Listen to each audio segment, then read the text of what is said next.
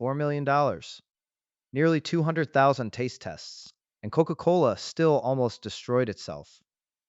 Meet Roberto Goizueta, 53 years old, Coca-Cola's CEO, a man who'd spent his whole career trusting the numbers over his gut, and it had worked every time before this. Almost every number he had said the same thing: change the formula, and you win. One number said something else. He looked at it and he bet against it anyway. Within weeks, grown adults were pouring soda down storm drains for the evening news, and Goizieta was opening hate mail addressed to Chief Dodo. This is the story of how a company can run more research than anyone in the history of its industry and still get the one question that mattered catastrophically wrong. By 1985, Coca-Cola's lead over Pepsi had been shrinking for 15 straight years. And inside the company, that slide had stopped looking like a bad quarter and started looking like a trend with no floor. The Pepsi Challenge, a simple blind taste test run in shopping malls and broadcast on television, kept delivering the same humiliating result over and over. People picked the sweeter drink, and the sweeter drink wasn't Coke.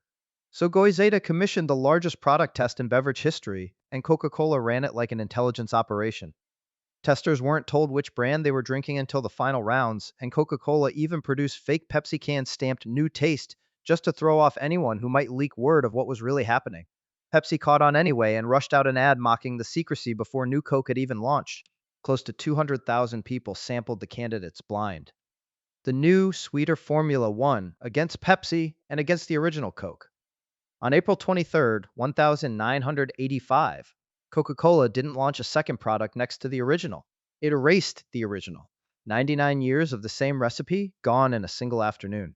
The board had more consumer data behind this decision than any beverage company had ever gathered for a single product change. But there's a difference between testing what people will choose and testing what people will forgive, and nobody at Coca-Cola had run that second experiment. Here's the detail that never made the press release. Buried inside Coca-Cola's own research, a small share of tasters, roughly 1 in 10, reacted to the very idea of losing original Coke with real anger, even in cases where they just said minutes earlier that they liked the new taste better. Company researchers watched that reaction spread through the room like static, coloring how other tasters answered afterward. They flagged it, ran the test again, and got the same uncomfortable result twice. Goizieta had one number that disagreed with every other number on the page. He filed it as noise. It was the only true prediction in the entire study. Goizueta didn't make the call alone in a vacuum on some random Tuesday. He made it in a conference room at Coca-Cola's Atlanta headquarters, in front of a wall of the exact charts that had just told him to move. Every projection pointed the same direction. Every executive in that room had built a career on trusting research exactly like this.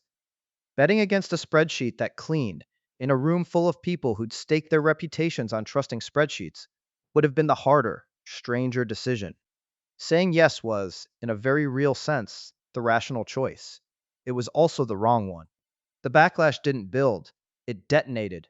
Within days, the phone lines at Coca-Cola's Atlanta headquarters, normally busy with about 400 calls, were jammed with 1,500 a day, then climbing. By July, that number had passed 8,000. Letters arrived by the tens of thousands. One was addressed simply to Chief Dodo, the Coca-Cola company, and somehow found its way to Goiziet's actual desk. Grocery stores sold out of the original formula within hours, and buyers who'd normally grab a six-pack were suddenly stockpiling it by the case. One man in San Antonio spent $1,000 in a single afternoon on soda he could have bought for pocket change the week before. A retired researcher in Seattle called a press conference just to pour new Coke down a sewer drain on camera. A group calling itself the Old Cola Drinkers of America formed within a month and started threatening lawsuits. Local television crews started camping outside bottling plants, hunting for anyone willing to defend the new formula on camera. Most days, they came up empty. None of these people were reacting to the taste. Every one of them had already been told, in a lab, that the new formula tasted better. They were reacting to something the lab had no way to measure. What the taste tests actually measured is the part most retrospectives skip. A sip test hands someone one small mouthful under fluorescent light with no context and no history attached to it. That's not how anyone drinks a full can on a Tuesday afternoon, watching a game or driving home from work with the windows down. Sweetness wins in a sip. Familiarity wins in a lifestyle. Marketing researchers who picked apart the wreckage for years afterward landed on the same explanation. Coca-Cola had built a study to answer which tastes better. when the only question that mattered by the summer of 1985 was who a can of Coke actually belonged to. Coca-Cola hadn't lied about the data. It just never occurred to anyone in the room to ask what a can of soda actually means to the person holding it. On July 11th, 1985, 79 days after the launch, Coca-Cola's president stood in front of the cameras again, this time to admit the company had misjudged how much its customers loved a 99-year-old recipe, and to announce the original formula was coming back under a new name, Coca-Cola Classic. Bottlers ordered 24 million cases within 48 hours. Within months, Classic had done something New Coke never managed. It knocked Pepsi back out of first place. Coca-Cola had spent roughly $4 million proving people preferred a new taste, then spent a fortune more discovering that taste preference was never what kept people loyal in the first place. Losing the brand, even for 11 weeks, made people want it back more than any market researcher could have predicted. Behavioral economists have a name for what actually sank New Coke, and it has nothing to do with soda. Psychologists Daniel Kahneman and Amos Tversky spent years studying why people value what they already own more than they'd ever pay to acquire it in the first place. They called it the endowment effect, and its close cousin, loss aversion. Losing something familiar hurts roughly twice as much psychologically as gaining something new feels good. Coca-Cola's board had built its entire case around one variable, taste, inside a model that had no place for identity, and identity doesn't show up in a blind taste test. It shows up in a phone call from a grown adult who feels like a piece of his own childhood just got discontinued without his permission. New Coke didn't disappear completely after that. Coca-Cola kept selling it quietly in the background for years, first alongside Classic, then rebranded as Coke 2 in 1990. By 2002, even that was gone for good. The formula the data said everyone wanted couldn't survive next to the one people actually felt was theirs. New Coke wasn't even the last time a company learned this lesson.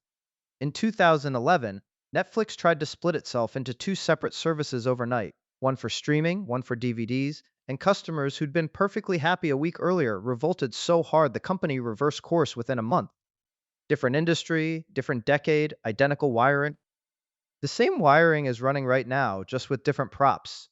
Research on 401k plans keeps finding the same pattern. Most people never touch their default investment allocation after their first week on the job, even years after a clearly better option becomes available inside that very same account.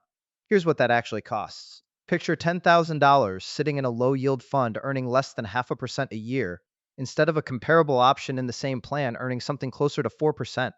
Left alone for 10 years, that gap alone compounds to somewhere north of $4,000. Money that never got lost in a crash, never got stolen, it just quietly evaporated because moving it felt like more effort than it was worth. Nobody sits down and decides to leave $4,000 on the table. They just don't get around to logging in. Companies that build subscriptions, streaming tiers, insurance renewals, and retirement menus all know this about people, and they design around it, counting correctly on the fact that most customers won't switch, won't cancel, won't even make one phone call, even when doing it costs nothing but 10 minutes. None of it is a coincidence. It's the same lever Coca-Cola pulled by accident in 1985, now pulled on purpose in fine print every single day. You've done a version of this too. Not with soda, with a savings account earning next to nothing while a better rate sits one online form away, or a stock you won't sell because a friend talked you into it in 2015 and selling now would mean admitting he might have been wrong. That's what we dig into every week here on Quietly Broke, the ordinary, invisible decisions that quietly cost people real money and the very human reasons those decisions never get made. The lesson from New Coke was never that better products always win. It's that they lose, constantly, to something no spreadsheet can graph, the quiet dread of giving up what already feels like yours. Coca-Cola didn't fail because it ignored the data. It failed because it trusted the wrong kind of data, a sip, when the real question was a memory. The most expensive mistakes in business rarely come from bad math. They come from good math, aimed at a question nobody actually needed answered. So here's the question worth sitting with. What's the new Coke decision you've been avoiding? The upgrade that makes perfect sense on paper but feels like betrayal somewhere lower down. You already know what it is. The only real question left is whether you keep protecting it or finally let it go. Companies don't lose millions because people reject logic. They lose millions because logic forgot what it feels like to be human, and so do we, every time we choose the familiar loss over the unfamiliar gain. New Coke lasted 79 days before Coca-Cola admitted the mistake. Most of us give ourselves a lot longer than that. If this made you rethink one stubborn habit with your own money, subscribe. New stories like this land 3 times a week. And send it to the one person you know who's still keeping something just because it's always been that way. This video is based on real historical events, Coca-Cola's 1985 new Coke launch and its aftermath. Boardroom scenes and internal moments have been reconstructed for narrative purposes based on documented public record. No invented quotes are attributed to real people. This video is for general educational and entertainment purposes only and is not financial advice.